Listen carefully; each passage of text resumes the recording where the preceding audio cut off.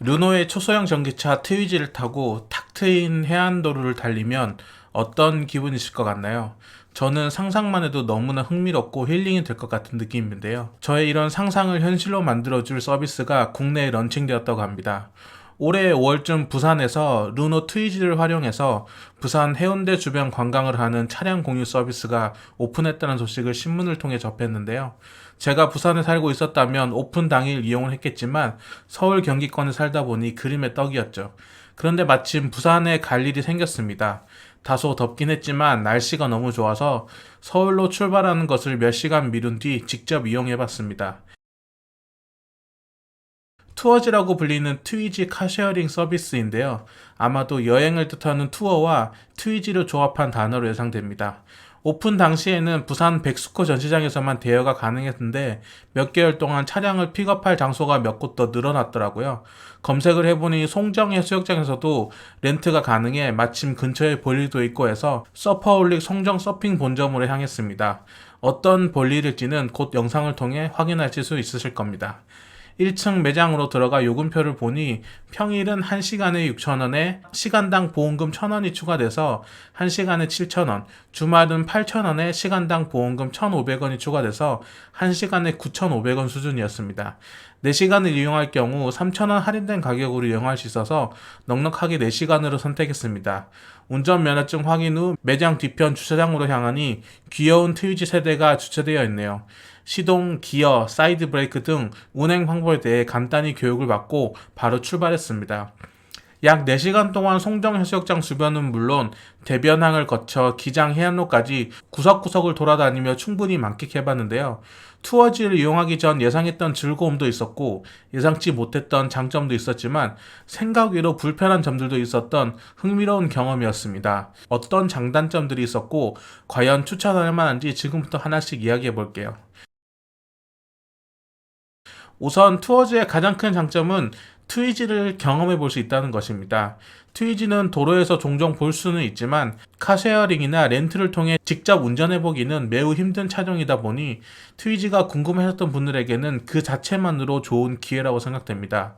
직접 운전을 해보니 일반적인 차량과는 다른 점들이 꽤 많아 초반에 당황하기도 했지만 30분 정도 타니 금방 적응이 되면서 합법적으로 도로 위를 달릴 수 있는 카트 같다는 느낌이 들면서 즐기기 시작했습니다. 마치 어릴 적 놀이동산에 가서 처음 범퍼카를 탔던 기분이랄까요?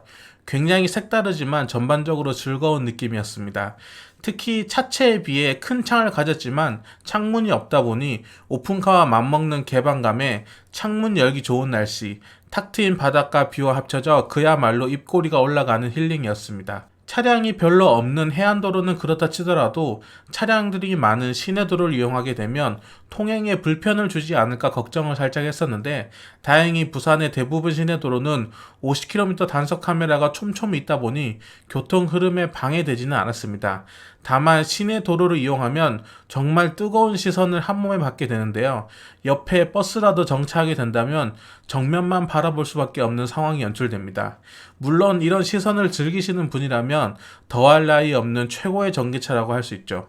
언덕길도 무리 없이 힘있게 올라가서 좋았으며 특히 기장 해안로와 같이 좁은 차선을 교행할 때와 주차장을 이용할 때 컴팩트한 차체는 아주 매력적이었습니다.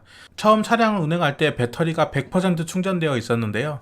4시간 운행 중 실주행시간은 2시간 정도였고 연비운전을 하지 않았음에도 반납할 때 절반도 쓰지 않았습니다. 부산의 경우 고속으로 쭉 달릴 수 있는 길이 많지 않고 가다서다를 반복하는 주행 특성상 트위지의 배터리량과 주행거리는 충분해 보였습니다. 하지만 이런 장점들에도 불구하고 저에게 또 한 번 투어지를 이용할 이양이냐고 묻는다면 대답은 노입니다. 트위지의 불편한 경험은 한 번으로 족하다고 생각하기 때문이죠. 아주 단적인 예로 트위지를 4시간 타고 반납한 뒤 곧바로 제 차를 타고 서울로 향했는데 제 차의 승차감이 벤츠 S클래스로 변해 있더라고요. 이 말인즉 트위지의 승차감이 정말 엉망이었습니다. 일단 등받이 각도가 조절되지 않다 보니 살짝 웅크린 듯한 운전 자세에 돌덩이 같은 서스펜션이 노면 진동을 마구잡이로 전달하니 허리와 엉덩이가 아작이 납니다. 포장도로는 그나마 괜찮지만 비포장 도로를 달리거나 과속 방지턱을 넘게 되면 온몸에 장기가 떨린다는 표현이 딱 적절할 정도로 불편했습니다. 물론 운전을 하는 당시에는 그 자체가 투박한 카트와 같은 익사이팅한 매력이 있었는데 지나고 나서 한 번 더 타라고 한다면 쉽게 손이 가진 않을 것 같네요. 거기에 제동력이 좋지 않은, 즉 쭉쭉 밀리는 브레이크는 초반에 정말 시겁했습니다. 특히 급경사 내리막길에 앞차가 정차를 하면 식은땀이 쭉 나올 정도로 브레이크가 밀립니다. 물론 타다 보니 적응해서 차간 거리를 여유롭게 두고 회생 제동을 적극 활용하며 운전했지만 브레이크를 처음 밟았을 때 그 느낌은 아직도 잊혀지지가 않네요.